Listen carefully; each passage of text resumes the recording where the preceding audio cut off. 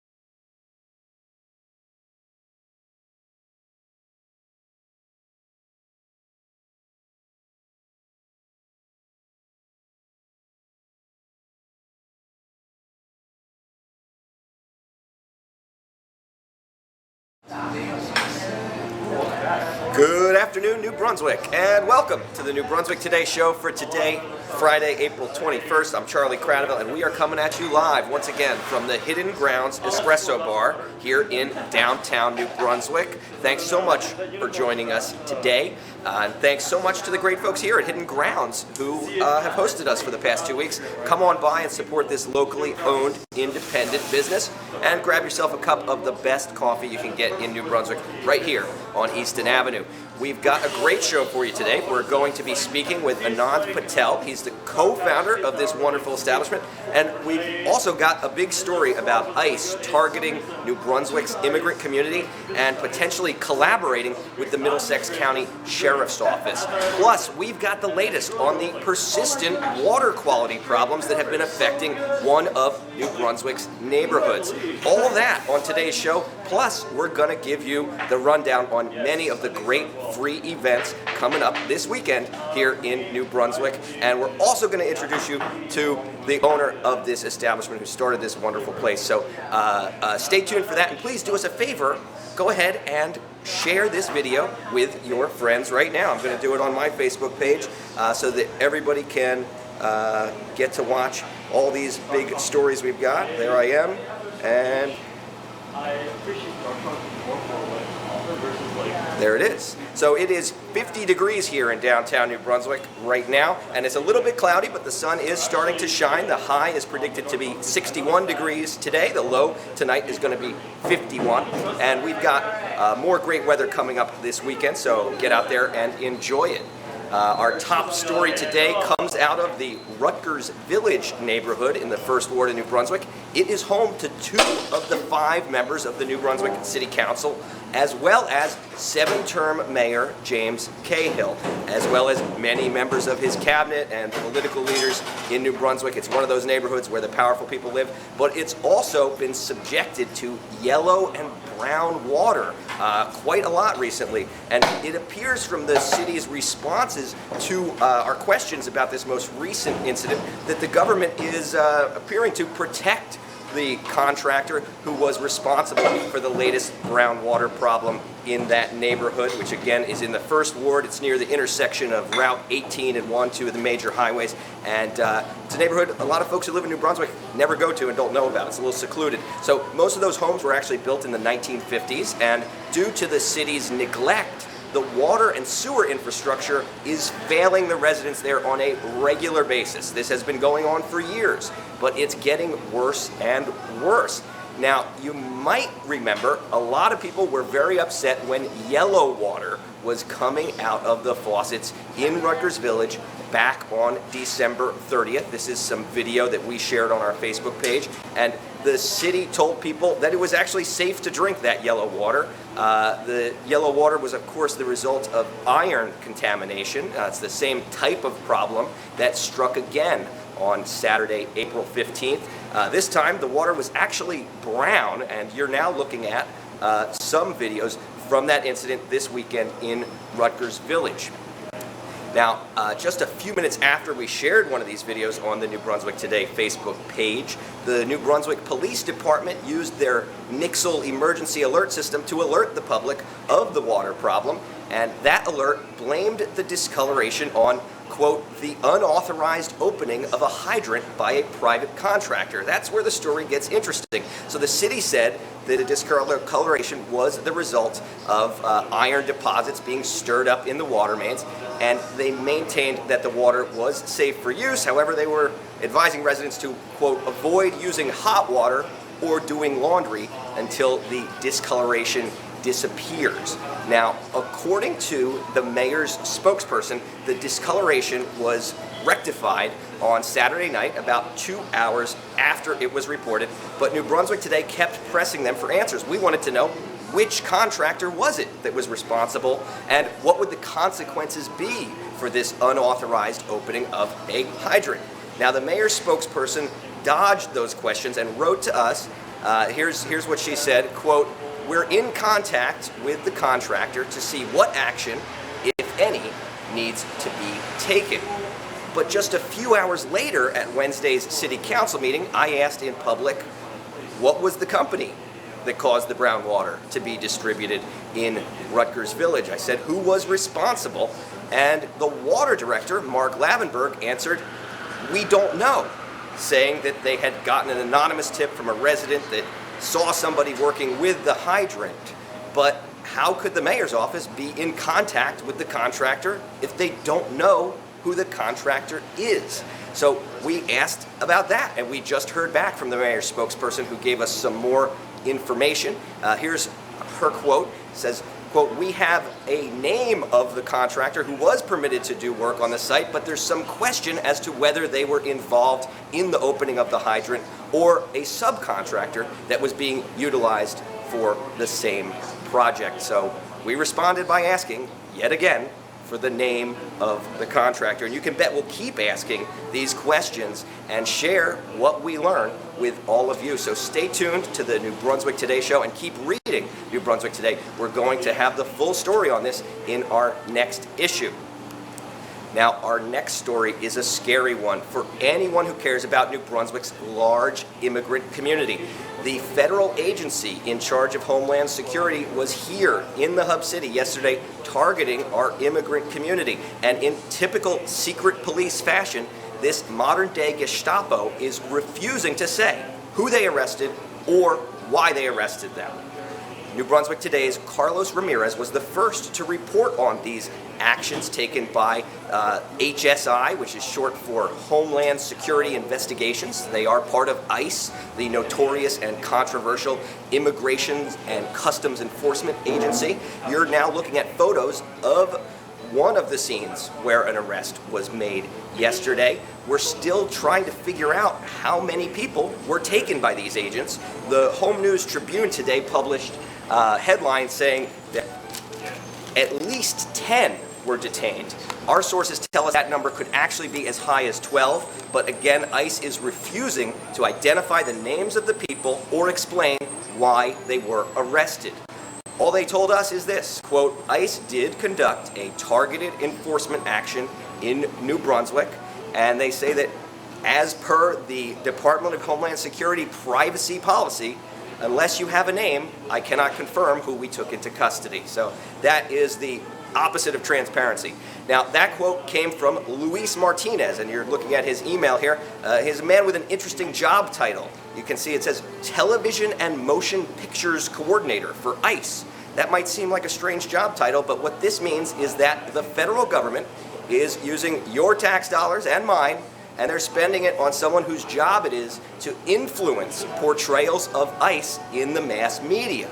Think about that next time you see a movie or a TV show that casts this squad of secret police in a favorable light. Now, according to that article in the Home News on the front page today, one of the arrests yesterday was made after a driver was pulled over near the intersection of Townsend and French Street. Just a few blocks from here. Both the driver and passenger were fingerprinted, and the passenger was detained, according to the report, which cited Teresa Vivar, a leader in the Mexican-American community here, who's actually been a guest on this show previously. Now, the article also references arrests at the following locations: Powers Street, Joyce Kilmer Avenue, Sanford Street, as well as in the area of Redmond Street and Lee Avenue, where it says 4 men were detained.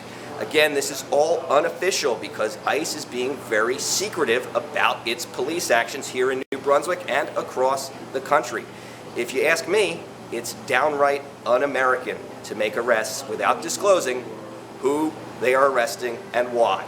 And that's exactly what I told the Middlesex County Board of Chosen Freeholders at last night's well-attended meeting, where this issue and another hot topic, planned gas pipeline and compressor station, were discussed. The crowd was there mostly to plead with the Freeholder Board to take a stand opposing the very controversial plans. And it led to a lot of people speaking up at the meeting and calling out the freeholders for their apathy and inaction. The board ultimately did nothing about that issue last night, missing a big opportunity to please some of their constituents. Instead, they only said that they were studying the issue, and it appears that they will miss an April 27th deadline for the board to become what is called an intervener in the federal regulatory approval process for that pipeline. Now, the pipeline in question is planned to go through Old Bridge Sayreville, South Amboy, and it would actually go underneath the Raritan Bay and connect to Perth Amboy.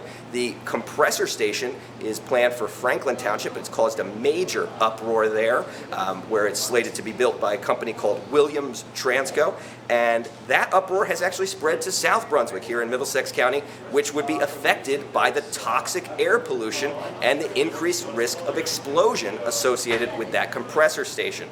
In addition to that issue, some of the folks at this meeting also expressed concern about the ICE actions. You might remember that earlier this year, when Mayor Cahill refused to call New Brunswick a sanctuary city, he found himself targeted by a mass protest, and ultimately the New Brunswick Police Department adopted a new written policy for how to deal with immigration agents. And these issues were discussed in depth at multiple city council meetings. Now, yesterday wasn't the first time ICE has showed up in New Brunswick and captured someone. We've been covering incidents like these for well over a year at New Brunswick Today, but a specific recent incident here in New Brunswick has drawn the ire of one of the state's top officials. That highly controversial arrest took place on March 31st inside the Middlesex County Courthouse. Now, to many people in the legal system, that's a big no-no, for the simple reason that if ICE is allowed to snatch people up in courthouses, it makes it less likely that people will show up to court when they are supposed to. And indeed, the Chief Justice of New Jersey's Supreme Court agrees. This is Stuart Rabner, who did a good thing on Wednesday. He wrote to the Department of Homeland Security and asked them to stop arresting people in New Jersey courthouses, arguing that courthouses deserve the same treatment as schools or houses of worship. It's unclear whether ICE will comply with Rabner's request, but one thing is clear. Someone has some explaining to do here in Middlesex County about what happened on March 31st. Now, when the freeholders were asked about this last night, they let their powerful lawyer do the talking for them. Here's what County Counsel Thomas Kelso had to say about that arrest. The court system is run by the state, not by the county. And I know we're aware of the fact that the Chief Justice has come out with a statement with regard to protecting people that are in the courthouse for whatever reason, whether they're there from criminal matters or non-criminal matters. Again, the issue for the freeholders is we don't have control over the court system. So those kinds of questions and issues associated with that are better directed to the office of the courts. Okay. I know. Now, according to a spokesperson for the New Jersey judiciary, the arrest occurred around 2:30 p.m. on March 31st, and it took place in a holding area of the courthouse just after the defendant had been sentenced to probation. Now, the Middlesex County Sheriff's Office is in charge of security at that courthouse. So this begs the question, does the sheriff have a policy that allows or encourages cooperation with ICE? It's hard to believe that ICE could have gotten access to a holding area, which is typically off limits to the public, if they didn't get cooperation and assistance from the sheriff's office. Now, we've actually already been trying to track down Sheriff Scott, the Democrat who took over for the notoriously corrupt Sheriff Joe Spicuzzo, for more than a month now. We wanted her to respond to some of the other scandals plaguing her embattled department, such as the rumors that her undersheriff, Kevin Harris, called off investigators who were about to execute a search warrant at his own house in Piscataway. It's been almost a year since we broke that story, and both Scott and Harris have avoided the public freeholder meetings that are held in New Brunswick ever since. Unfortunately, Sheriff Scott has also avoided and ignored our emailed questions and multiple phone messages. Last night, we called her out and got the freeholders to promise that they would ask her to attend the next meeting. But that was just one of many intense moments during the nearly 2-hour meeting. This next video we have for you was probably the most moving set of remarks I've heard at a government meeting in a long time. The speaker was a true local hero, an Iranian woman from Franklin Township who was able to tie together both the pipeline issue and the ICE issue, as well as lots of other systemic problems facing our country. She criticized the freeholders for not taking action on the pipeline despite having a couple of weeks to do their research. And she also called on members of the public to stand up against fascism here in the United States. She said she knows firsthand what living in a dictatorship was like, having lived under not one, but two dictators before she came to America. Here, take a look. This country, big time, and I stayed this country for a long time. I have been watching it as a sociologist. I've been watching what happened. I am not too ashamed to say we have fascists in power in this country. And it's not hyperbole. What it is, we have generals in our administrations. We have finance capital that doesn't produce one worker that are running this country. We have a president who attacked the only organization in this country that is not governmental, and that's media, to stand between the public and the government in order to inform the public, and they are constantly being attacked. And then we have prejudice and racism that has started 2 years ago. We have all of that. And in face of all of that, see Democratic Party people who are supposed to be thinking about who they are, what they do, what they have done to this country, to say that they don't do anything. I think it was 2 weeks ago that we came here and we gave you the information about this. And for 2 weeks you haven't even read this. And today I sit here and you celebrate and appreciate the families have taken care of autistic children. And people came here and talked about autism, about asthma, about all sorts of other problems. But you can still look at the public and say, you are not going to think about it, you are not going to make any decision, yes or no, and that's it, it doesn't matter. We have only 5 days to go. We have only 6 days to go. And 2 of them are holidays. I cannot believe that. This is the Constitution, and that's why I get raged about this. I never thought I would be living in this country with this situation. I carry this Constitution every day wherever I go, and I stand for it wherever. And I'm willing, and actually I think it's up to all of us to stand up in this government, because we are in a very bad place, and I know it because I have lived dictatorship.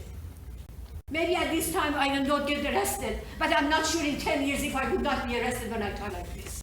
Unless we stand up and stop this train wreck that we are living under. And then we wonder why people hate us. Because we have been sleeping. When they take us to war, they take our young people that have been raised properly to become criminals, and then they come with PTSD, and we don't take care of them. And we just talk about them. Oh, we appreciate them. Pray for them. What pray we for 6 million Jews? What pray has done for anything for this country has been going down the drain for the past 40 years that I've been here. Please stop. Please take responsibility for people who go every day work and pay taxes for you to get paid. Respond to it. Stand up for what you promised them to do.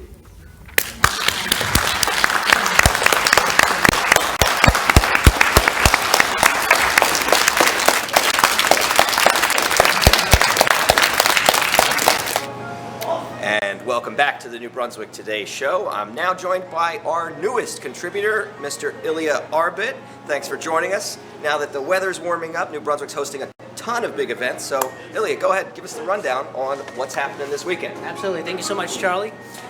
There's lots of stuff going on in the Hub City this weekend, including several events in honor of Earth Day. That's right, this weekend is Earth Day. First off, a Rutgers University organization called Students for Environmental Awareness is putting together the annual Rutgers Earth March. That's going to be taking place today at 3:30 p.m. It will start out at the Broward Commons on College Avenue. At about 3:50 p.m., attendees will hear speeches from special guests Dan Chulak, who's a student activist, and Dr. David Hughes, a Rutgers Department of Anthropology professor, as well as the head of the Rutgers Faculty Union. Those who choose to attend are encouraged to dress in blue and green and raise their voices about environmental issues and sustainability concerns. Once the march begins, participants will go down College Avenue and George Street and finish up at the Douglas Student Center. In other news, New Brunswick's Urban Cleanup Week is wrapping up with a couple more events at this weekend. Today is Flower Up Friday. This event allows the first 200 New Brunswick residents to pick up 2 free packs of flowers at Livingston Park Nursery at 1036 Howe Lane. That will be ongoing until 5 p.m. And tomorrow, Saturday, April 22nd, is officially Earth Day. To celebrate it, more than 1,000 volunteers across central New Jersey will be cleaning up the banks of the Raritan River, including a group that is meeting up right here in New Brunswick's Boyd Park. If you want to help out, just show up at the boat docks at 9 a.m. Also, as we mentioned in our last show, New Brunswick's Cyclovia will be taking place on Sunday, April 23rd from 11 a.m. to 4 p.m. It is a free citywide initiative that closes the streets to cars and opens them up to people. The goal of the event is to promote healthy living and fitness, as well as displaying New Brunswick vitality and diversity, while providing a safe place for people to exercise and play. During Cyclovia, several streets will temporarily become car-free for a period of about 5 hours, allowing for families to come together to run, walk, skate, bike ride, even dance. Or you can utilize the roads in an interactive and fun way of your own. For more information, you can visit newbrunswickcyclovia.com. That's spelled C-I-C-L-O-V-I-A, Cyclovia. At 1 p.m. this Sunday, New Brunswick's workers are rallying at the Anchi Emeth Memorial Temple, which is located at 222 Livingston Avenue, and then embarking on the annual Workers' Memorial Day March around New Brunswick. Akia Thorpe has a full story on this event at the newbrunswicktoday.com website, so be sure to check out her excellent article. The march has become an annual tradition here in the Hub City, and it's an opportunity for workers to support safer workplace conditions and to honor the memory of workers who have died due to accidents on the job. This event is organized by local organization New Labor.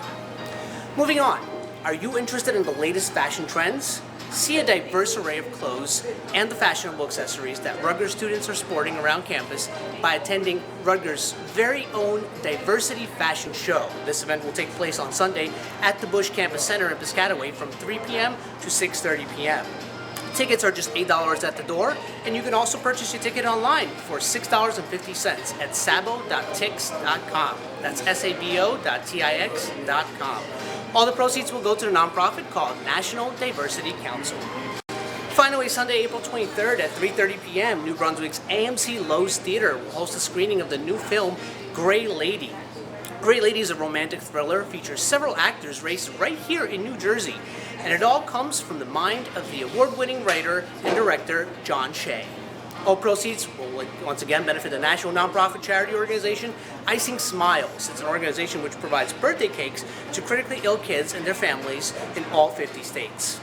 You can purchase your tickets to the screening online at icingsmiles.networkforgood.com/events.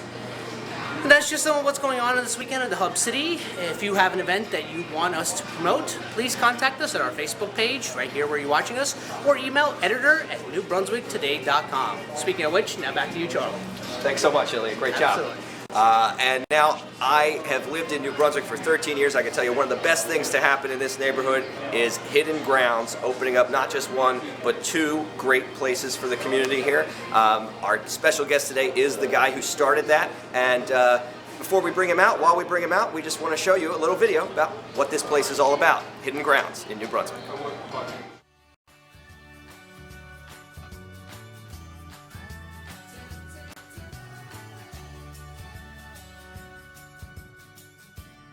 Hidden Grounds came from one of our friends. We were discussing about what to call it and things like that, and we wanted to do sort of a wordplay around the fact that it was underground, and also like kind of a combination of like hidden gem, right? So we sort of put that together, Hidden Grounds implying that it's coffee. A lot of the places used to serve convenience shop coffee, and so when we came about, we're the only place that served really third wave coffee, so to speak, right? This craftsmanship that we brought around coffee. What we have done in both of our stores is create that very unique experience, that purple cow experience that you can't necessarily replicate very easily, and you can't necessarily get that in just any other coffee shops. Experience-based coffee. The one thing that is extremely popular here at Hidden Grounds and extremely unique is our chai.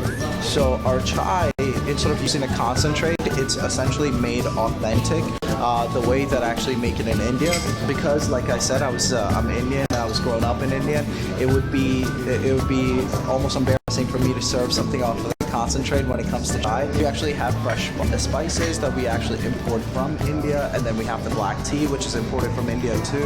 In our second store, as a matter of fact, you can see the entire process. If you order, you can see the entire process of making the chai from scratch. Everything that we serve, we have made it a point to make in-house from scratch. Whatever that we serve, we always want to make sure that we're somehow involved in the process of making the ingredients first, and then sort of process of putting them together. We were grown up in India most of the time, so we're inspired by a lot of different colors. We're inspired by wood. We're inspired by plants. We're inspired by pictures, visuals. We're drawn towards now the copper piping and the plants more. We're drawn towards a lot of white. We're drawn towards a lot of light. If there is one thing that I want to control, even if we expand, is the design aspect of our cafes. Hidden Grounds, it's all about coffee. At the end of the day, it's all about coffee, and the quality is amazing. They have a good variety of drinks, and they have a good variety of desserts. The donuts are amazing, by the way. Thank you, man. Yeah. Small businesses adapt the market to their particular product, and then that market becomes bigger and bigger, and then the big companies say, hey, significant portion of the market is now consuming this particular product, let's now introduce it too. Majority of the innovation doesn't necessarily come from those type of companies, it comes from small businesses. The reason being is because it's very important for small businesses to do something new and exciting, to stay unique. We're charging a little bit more than just a regular convenience shop selling coffee. Because we're a relationship-based company, majority of the customers that walk in here, they come again and again and again. Would you want to see a Hidden Grounds in your town one day? Absolutely. And welcome back to the New Brunswick Today Show. I'm now joined by Anand Patel. Thanks so much for being on the show today. Man. No problem at all. How did you decide you wanted to start your own business and that you wanted to start it right here in New Brunswick? Well, we were familiar with New Brunswick area, right? So we knew kind of the microcosm of things that were happening. And we kind of picked up on the energy when we were actually working at Johnson & Johnson. We worked there for about 4 to 5 years, and we used to hang out in New Brunswick all the time. So all the restaurants, all the bars, all the different dynamics that exist in here, we interacted with it for about 4 to 5 years. So when we decided that we wanted to open up something on our own, we knew that if we do something unique in this particular town, it could work out really, really well. A lot of potential here. Exactly, yeah. So we identified a lot of patterns that were on here, and then we kind of realized there was a gap in just kind of places that people can go and hang out, have conversations with strangers, do these kind of things, for example. And so even before we decided there was going to be a coffee shop, we knew that it had to be a place where people gather. And so New Brunswick, there's people, we just needed to build a place that people came. And it's been such a huge success that now you've opened up this second location. Yeah. Tell us, you've been at it for 4 years now. Yeah, man. What have you noticed over those 4 years as a small business owner? A lot actually. Just in sheer terms of traffic, right? Not just in terms of car traffic, but just the population that now resides in New Brunswick. When we first opened the shop, our first shop, what we realized is there was a huge commuter traffic that was coming in, but not a lot of residents. I didn't necessarily see a lot of residents living in New Brunswick and enjoying New Brunswick. A lot of visitors. A lot of visitors, right? So, and you can even kind of see that in our sales, right? Our weekends used to be our top sales numbers, and then over 4 years, it's kind of spread out all throughout the weekdays, and that kind of tells me that people have poured into New Brunswick as residents at just an increasing number, right? And so that's the biggest change that I've seen. It's just people initially coming from out of town to experience New Brunswick, as opposed to now there's a significant population that has moved into New Brunswick and has become sort of the central hub that they then commute out of, right? For whatever reason. So that's the biggest change that I've seen from a general New Brunswick perspective.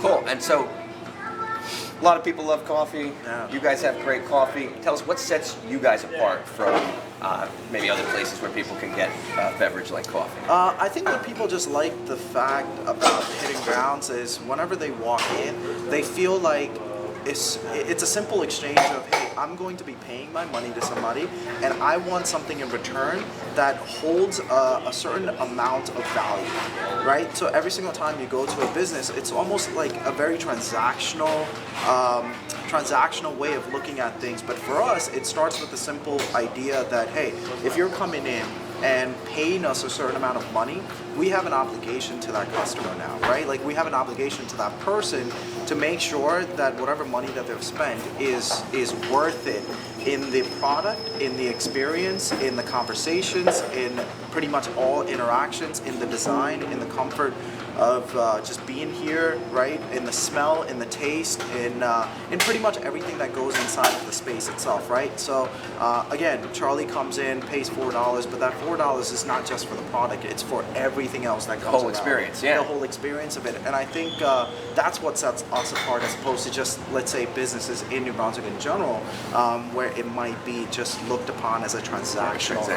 Yeah. So, cold brew is the big craze right now, and I've watched you and your business really capitalize on that and do, it's a popular hot ticket item. Yeah. Tell us about your operation with cold brew. So interestingly enough, we picked up on cold brew when it wasn't a hot trendy Before it was topic, cool. right? Before it became a mass cool factor.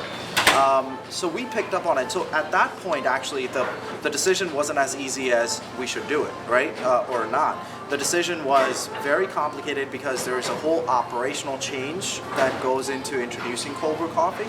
Because now you expand. Producing and serving it takes special.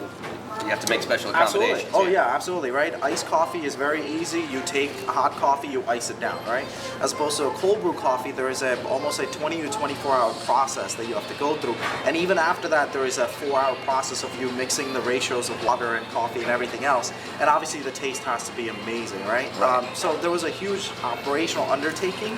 And again, being a small business, we don't necessarily have too much capital, so you have to get creative with it and things like that. But it was one of the best decisions that we made at the time, because it is indeed our top product now. So what happened was the fact that we decided to do it, and then the industry, not because of us, but just because of other shops doing it as well, getting on board with it, it kind of propelled us to now, enjoying that advantage that we have, been enjoying for the past 2 years. Ahead of the curve. Yeah. Wonderful. So tell us, what can we expect in the next 4 years? What are you projecting? What are you planning to do?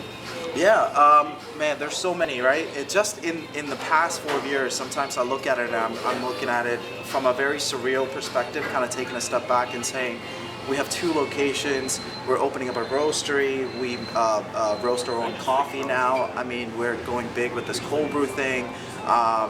What's in the future is expanding from obviously a retail standpoint, but not necessarily from a perspective of just, hey, we're at a point where we need to expand, from a perspective of have we stumbled upon sort of the next best thing, right? Or have we stumbled upon a new way of looking at things that really excites us, and we can then kind of put it into a tangible business, right? So it's not just necessarily about, opening for the sake of expanding hitting grounds, but really what's the next unique thing that we can work on, right?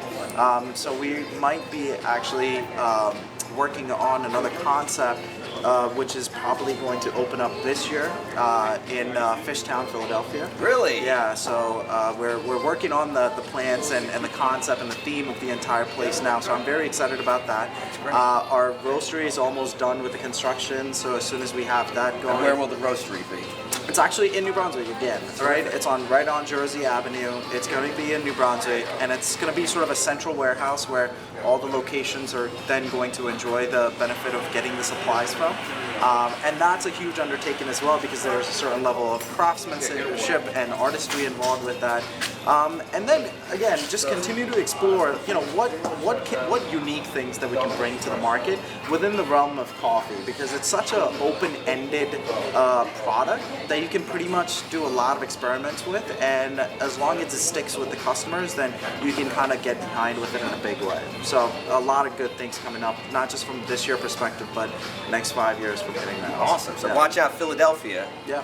Hidden Ground's coming to you soon. And it's not just coffee, it's not just beverages, great food, great people, great environment here. Yeah. Tell me, what have you noticed about the entrepreneurs in New Brunswick? You and your business partner have done a great job establishing yourself. You're one of these business owners. You always see you guys here. Yeah. You're not remote. Right.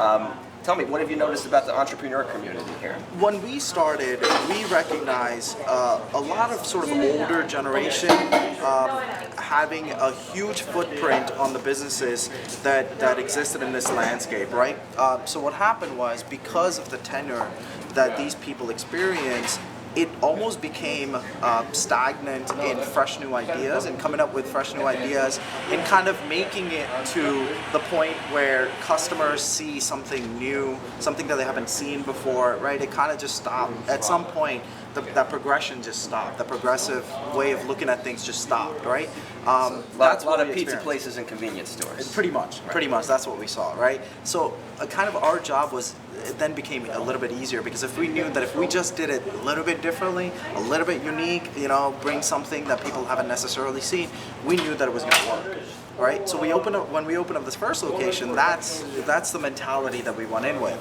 4 years later, I see so many great businesses that have popped up, that are doing so well, that now they're kind of using the platform that they established to then open up more stores outside of it. You see Taqueria doing really well, and they've just been open for what, a year and a half, 2 years. Yeah, right? no, it's a big cultural change around Easton Avenue. A lot of new, unique businesses. And Absolutely, yeah, and what that comes from is this changing shift in the way that entrepreneurs are really looking at New Brunswick and the way that entrepreneurs are coming into the New Brunswick as well. Because when I talk to a lot of business owners that have popped up just in the past 2 years, just the conversations are different now. The conversations are much more open.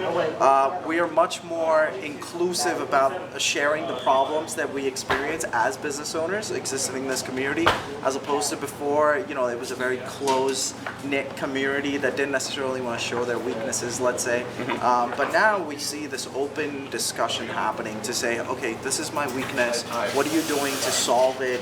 What am I doing to solve it? Here's the information that you can possibly apply to your business. So it's kind of bringing the entire value of the businesses in this town.